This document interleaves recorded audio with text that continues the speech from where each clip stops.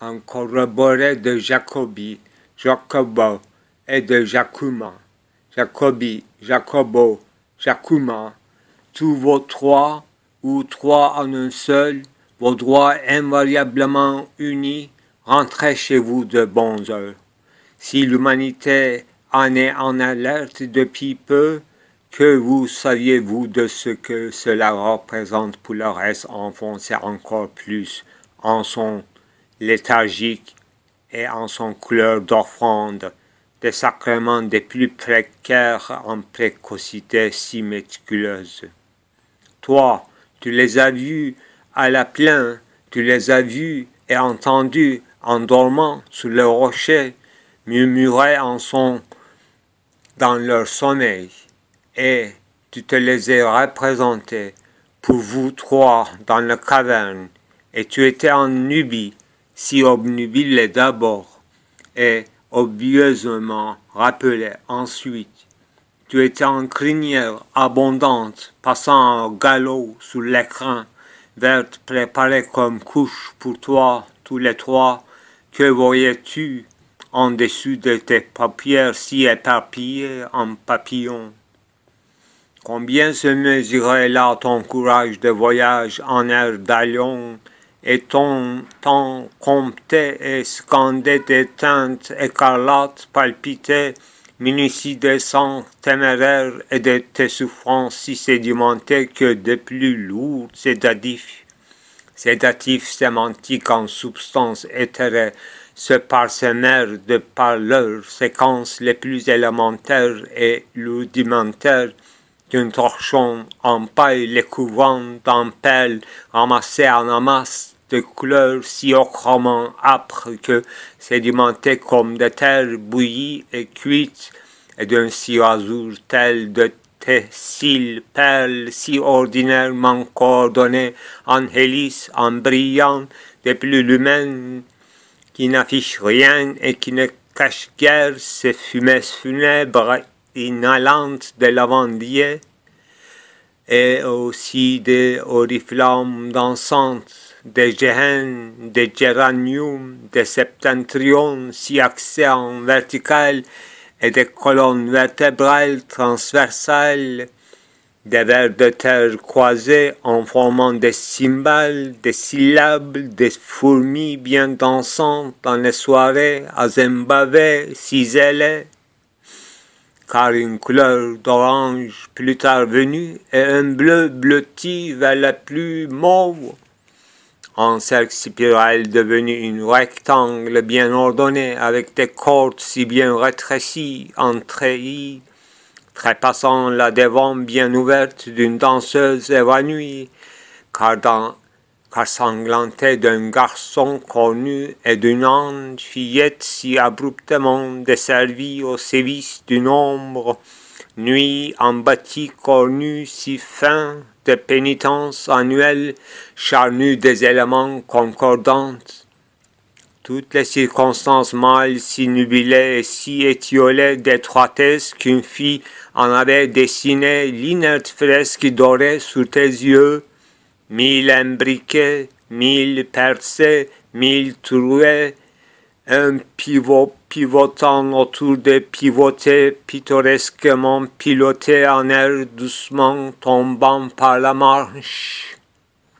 Et si pétale par pétale, si stance par stance hurlait de joie, si intime qu'entérinée d'une affliction si par hasard laissant, indemne que le perroquet en connaissant la suite par cœur s'était enfui au petit matin encore brumeux, sans cymbales ni doré de pivot affaissé en tente principale dont les tracés par percées régulières suintent pourrés par des fourmis réveillées tôt, et une nouvelle cigogne bienvenue guettant de loin la scène animée en le corroboré d'une poudre en retombée du ciel jusqu'aux plus proches forêts ou un singe nain faisant un signe de main, sitôt s'est attablé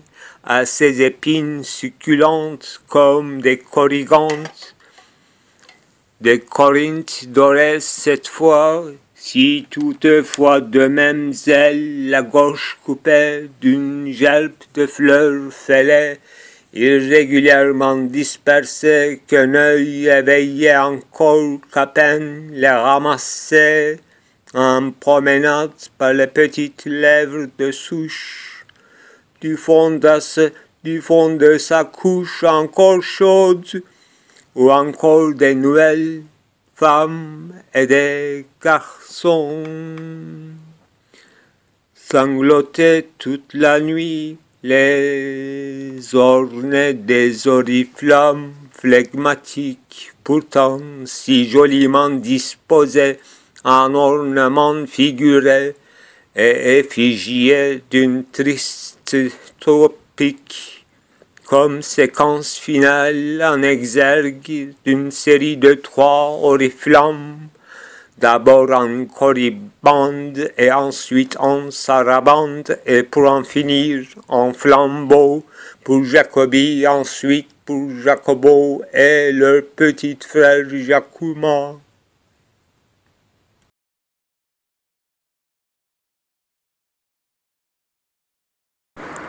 Tout d'abord, en fait, au-delà de toute sa valeur littéraire ou sa limite de compréhensibilité, le texte, moi j'explique comme un métalangage qui surplombe le texte dont je suis l'auteur.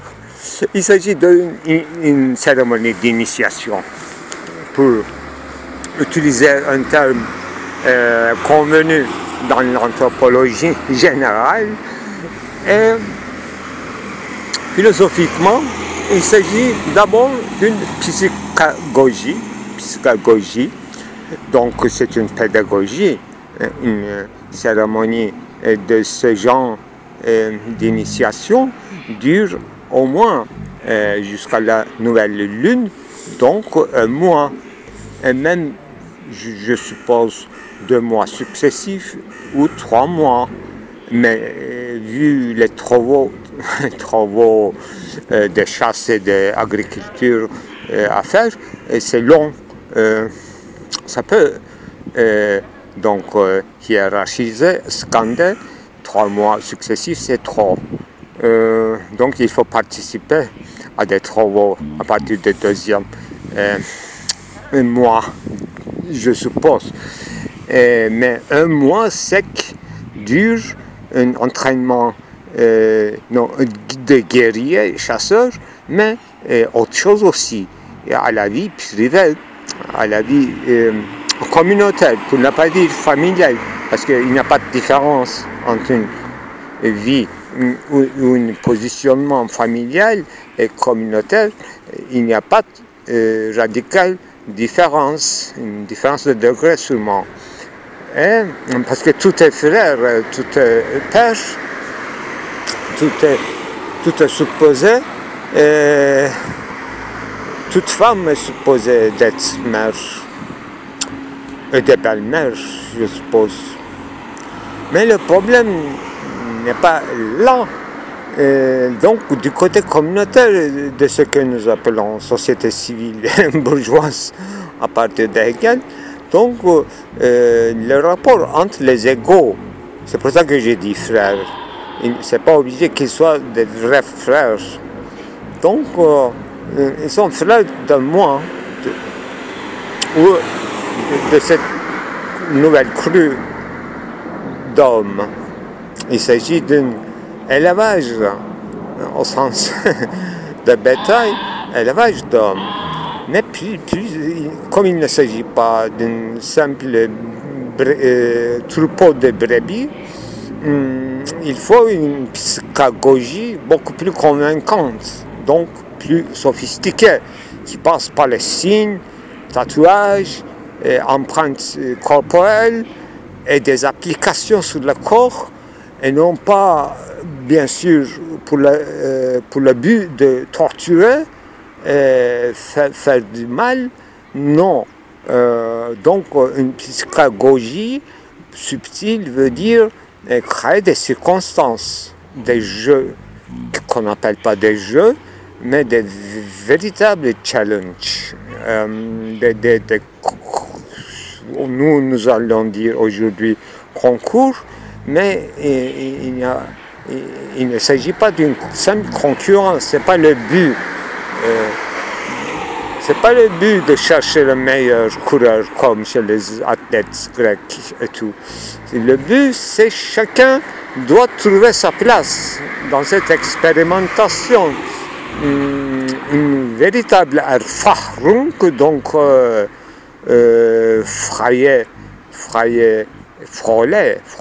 le danger, Gefahr de Erfahrung, et trouver des solutions. Et en accepter, en pouvoir accepter de se convenir publiquement ceci. Donc, il n'y a pas peut-être réversibilité de ces stades, en tout cas. C'est pas statique, pas du tout. Une fois sorti de ces bandes de production, l'humain citoyen ne veut pas dire que ce sera fixe, mais une fois une certaine identité est gagnée, voilà, première chose, et créer des circonstances qui inventées, mais ce n'est pas une invention d'une personne, ça devrait être des choses récurrentielles, inscrites, transcrites, répétées, de l'autre de répétition, de commémoration, et non pas en pensée, parce que psychagogie est réelle, et j'appelais ça à l'époque une psychologie concrète. Et quand je parlais du théâtre dansant ou danse-théâtre de Pina Bausch, je vois dans la scène une psychagogie. Et à l'époque, j'utilisais le terme psychologie concrète. Donc, une affection créée en temps réel par action réelle. C'est ça, en résumé, la définition de psychologie réelle. Et quand j'expliquais à quelques-uns, ils trouvaient que c'était horrible. Et c'est horrible parce que c'est trop réel, trop concret. Psychagogie aussi c'est horrible, mais c'est réel, c'est possible, c'est étonnant, c'est exorbitant, c'est consternant, c'est affliction, et c'est consentement, une réconciliation, un consenti. Voilà, on parle dans l'époque, au début, en tout cas, dans les préparatifs des Lumières, on parle d'esclavage volontaire, n'est-ce pas, Boetius.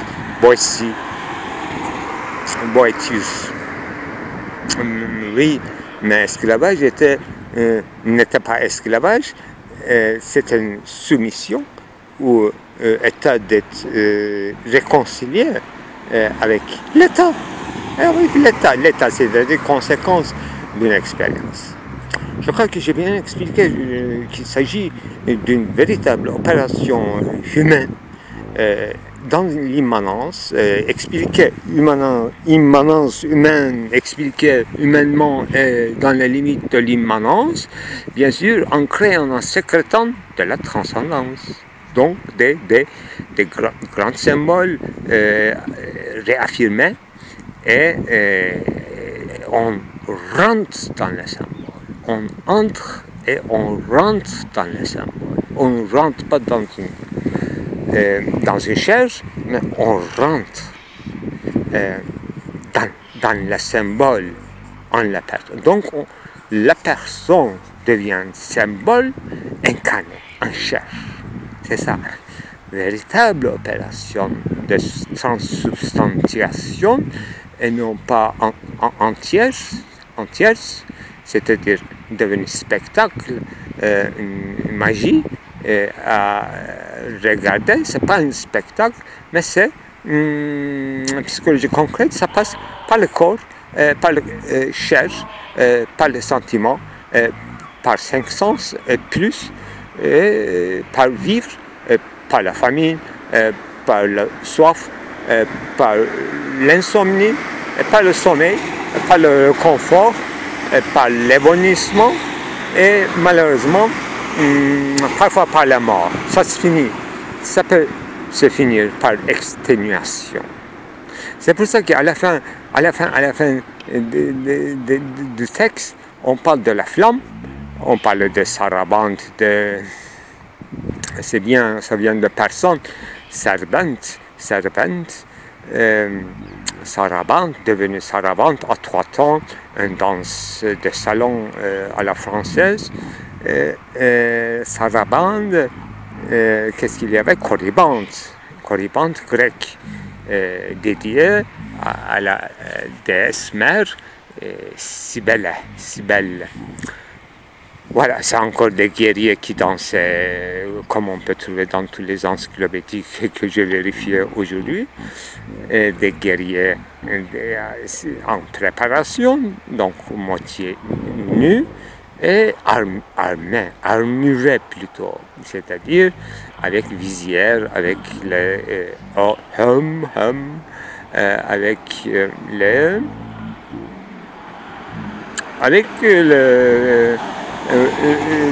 des armes rudimentaires. Donc c'est pas une nudité jetée à la nature, mais en armée, c'est-à-dire avec tous les dispositifs que technosphère de ce début pourrait leur procurer, parce que c'est avec ces genres d'armure, donc panoplie des ustensiles qui vont continuer à leur vie. D'où l'initiation à quelque chose, à la vie en perpétuité. Même après la mort. Moi, peut-être que j'idéalise parce que je ne suis pas anthropologue, donc je sers par abstraction des données des anthropologues, que Lévi-Strauss nous aide à ce genre de formalisation, justement. Sinon, on est perdu dans l'empiricité relative et sans conséquence. Une peine perdue.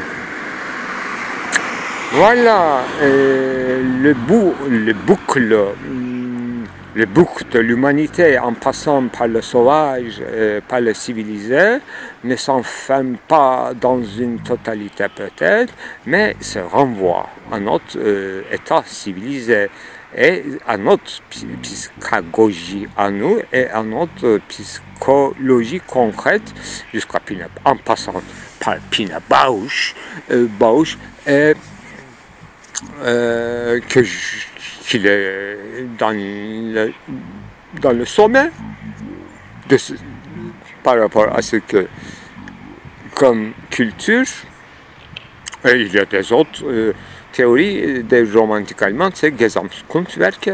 Société, c'est pas une simple chose, mais société et communauté, c'est une œuvre d'art totale, et avec ses extérieurs, avec ses limites, avec ses lignes de démarcation, avec ses traits, avec ses couleurs, avec ses régions flues, et régions déterminées, et régions, comment dirais-je en géométrie, lignes pointillées et lignes soulignées en bold.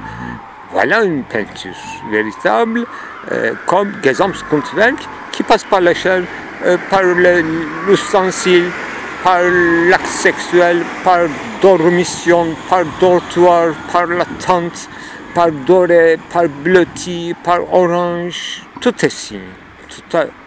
Tout est signe, tout est langage. Tout est langage sans avoir besoin de parler tout de suite.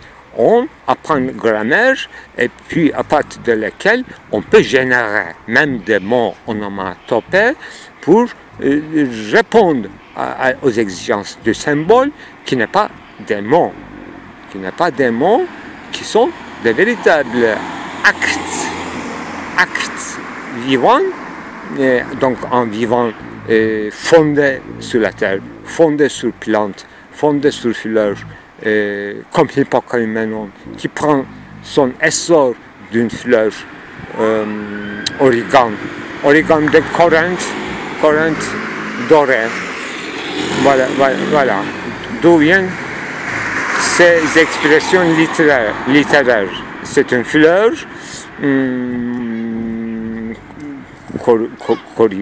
corrigan, je crois,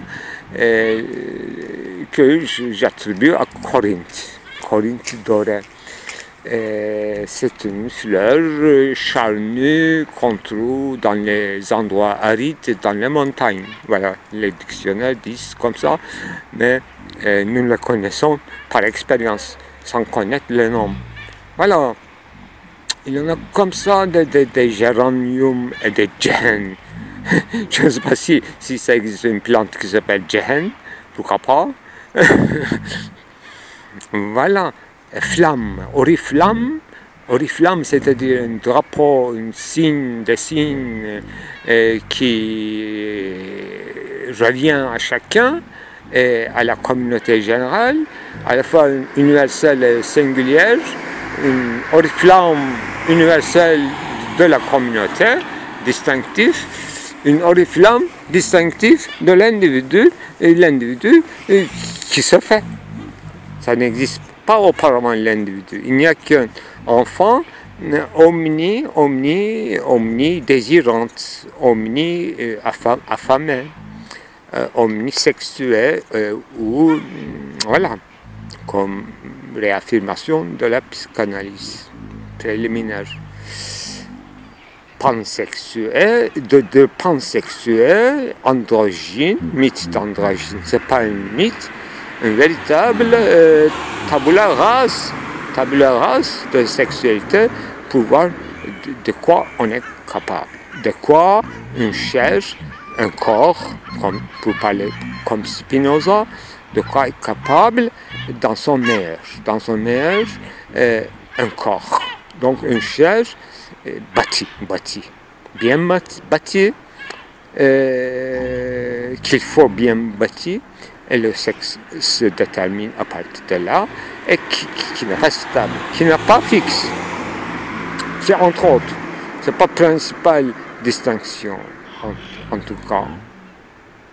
Parce que la reproduction ne dépend pas d'être sexuée, n'a pas besoin d'être sexuée parce que la reproduction est beaucoup plus facile et qu'il faut limiter justement. C'est comme un contrôle de naissance, disons. C'est parce que, selon les exigences démographiques, les mythes se varient.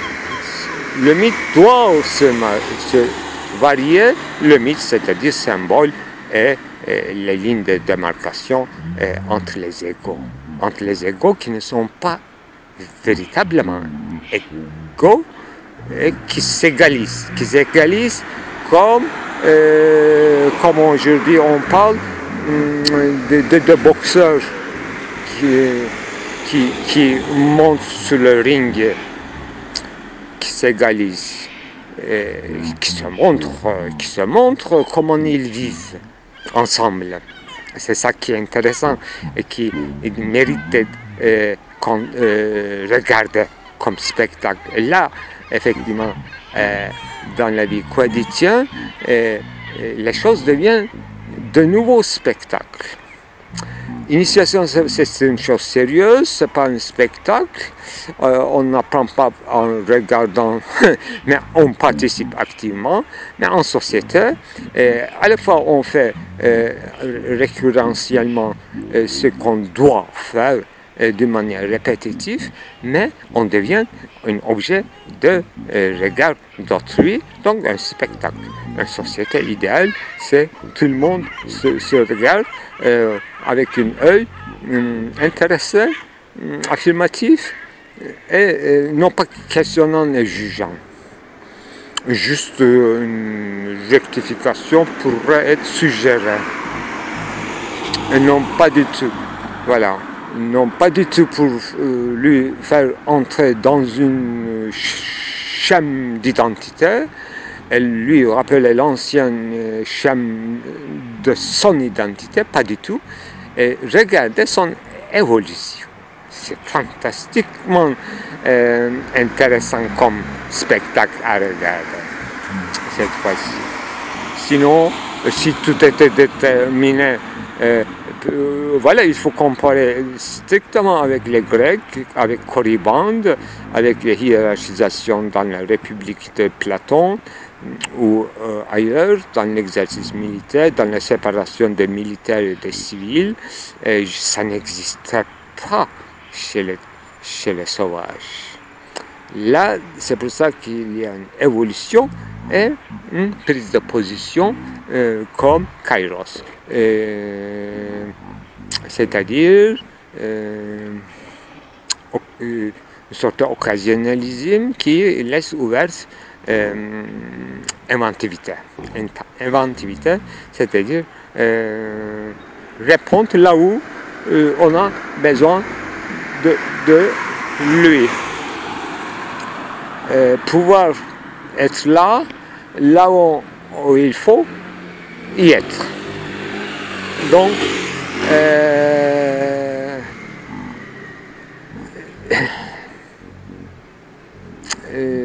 disons, accaparer ou occuper une occasion qui se présente.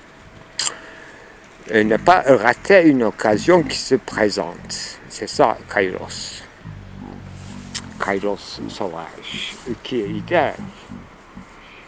Et cette évolution progressiste à regarder, à en jouir et contempler, c'est véritable méditation, véritable jouissance communautaire et l'essence même de la communauté, se voir et voir chez les autres son évolution, et son avant, son après, et ce ne sont pas des sociétés donc fixes. Si c'est fixé, alors c'est le début de la fin. Ils vont se dissoudre. Si c'est évolutif, mais on ne sait pas où on va, le problème donc nécessite un regard plus global avec leur écosystème, donc le monde des animaux, plantes, climat, fertilité et rapport avec les autres communautés, donc relations internationales. Malheureusement, une immanence n'est pas si cernée que cela, une immanence ouverte. Et l'évolution ne se dépend pas seulement de ce pouvoir de s'adapter unilatéralement, mais il y a multilatéralité. Voilà ce qui est, ce qui laisse ouverte à toutes les évolutions. Et voilà le principe. Mais le commencement est correct. Se ressourcer dans les cérémonies véritables d'initiation, au sens de psychagogie, disons libéral. Ce que nous appelons aujourd'hui enseignement, mais c'est unilatéral, c'est-à-dire ça va de l'enseignant à l'élève. Non, ça ne peut pas continuer comme ça. C'est pas organique. Il faut que c'est rendre organique. Voilà, pour l'instant.